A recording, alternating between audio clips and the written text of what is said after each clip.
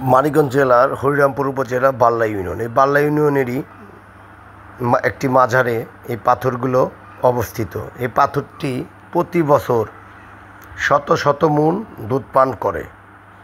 এই পাথরের উপর যদি কাঁচা দুধ ঢালা হয়, এই পাথরগুলো নিমিষেই সেই দুধগুলো খেয়ে ফেলে। এটি অলৌকিক পাথর। শত বছর আগে থেকে এই পাথরগুলো এখানে স্মৃতিস্তম্ভভাবে রাখা হয়েছে। আপনারা যারা মানিকগঞ্জ জেলায় ঘুরতে আসেন, মানিকগঞ্জ জেলার হরিরামপুর উপজেলার বাল্লা ইউনিয়নের আপনারা মাচান গ্রামে আসলেই একটি মাজারে এই পাথরের দেখতে পাবেন এবং পাথর সরাসরি পাথর সম্পর্কে জানতে পারবেন। এই পাথর অনেক অলৌকিক, আপনাদের দেখানোর জন্য চেষ্টা করছি। অনেক অলৌকিক কাহিনী রয়েছে এই পাথরের মধ্যে। এই পাথর শত শত বছর আগের পাথর এগুলো।